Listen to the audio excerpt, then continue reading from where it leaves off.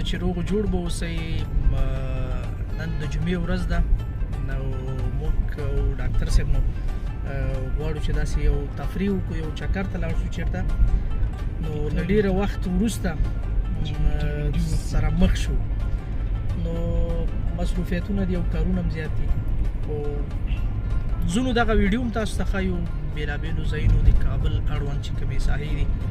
هڅه کوو چې داسې یو ښایسته منظرې تاسو ته په دغه ویډیو کې خپرې کړو. هیله ده چې تاسې دا ویډیو راسره تر پایه وګورئ.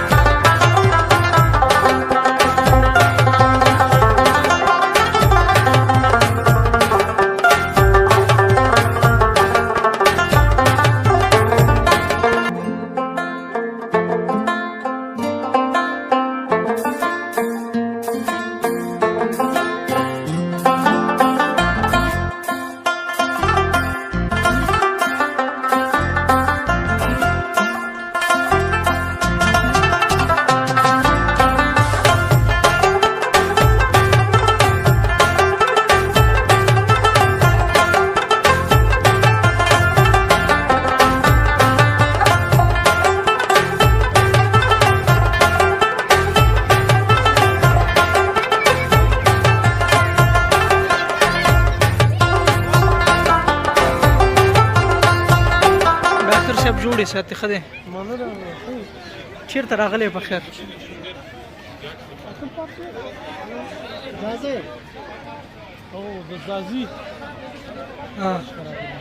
پارک ته راغلی. څه توپیر پکې ویني څه مخکې سره؟ تاسو ته په ویډیو کې واضح معلومیږي.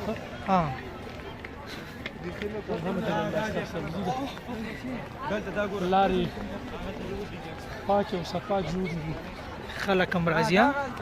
خلک هم راځي په دې هغې کې زنګوګانو کې اوس ته فکر وکړه په دې یخنۍ کې او دوی بره خیږي که نه؟ دوی په هغسې موسم کې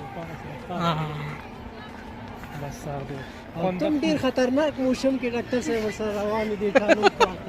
زما دا پټو ګوره دا زما خپل نه دی، دا چې دلته لوړ ځای ته وختو یخ شمال لګېدل. یخ شمال لګېدل. او ته د یخنۍ د ټینګ هم نه یې که نه ډېر؟ سپین ږیري خو دغسې دي، سپین ږیري چې شي. ښه نو د نن ورځې نه دی څه خوند واخیستی د چکر نه؟ ساعت تېري شوه الحمدلله، ساعت هم تېر شو، یو تفریح شو. ټال کې خو نه زانګېده سي؟ نه خپله دلته زانګې دي ټال ته لېږي. او ډاکټر صاحب انعام هم راسره دی. نو ډاکټر صاحب ته څنګه مزه وکړه چکر که نه؟ والا ډېر خوندور ورځ و او بل تاسو غوندې خواږه دوستانو سره یو ځای و، څو قصې هم سره وکړې او ذهن آرام شو، خو ښه تفریح و، ښه مجلس و. بلکل. نو کار هم داسې ده چې جمعګي باید داسې یو تفریح وشي که نه چې ذهن یو څه آرام شي. هره جمعه باید سړی یو تفریح وکړي. که هره جمعه نشي کولی یو جمعه بعد سړی حتما باید تفریح وکړي، ځکه د ذهن آرامتیا دپاره هم ښه دی او سړی ډېر راحت وي. بلکل. خصوصا مجلس بیا د ډاکټر صاحب سره بیا نو مزه کوي. د نو دا چې بیا کیسه شروع کړي بیا نه یې پرېښوستی شي، بیا نه کیسه نیمه کې پرېښوستی شي او نه یې وروره بس چې تر هغې پورې دې اورېدلې نه وي همداسې یو بل پسې داسې پاټ په پاټ دی لکه هغه یو سیریال چې ډکېږي که نه؟ لکه هغه بیا که قصې هم کوي یعنې هغه کیسې ته چې ته ورته غوږ ږدې دا چې کوم کار کوي که پوله خوري که چای که شیریني داسې په خوند یې خوري په خوند یې درسره کیسې کوي که نه ستا شوق ورته راوړي چې په شوق هغه کار کوي په شوق پرې هغه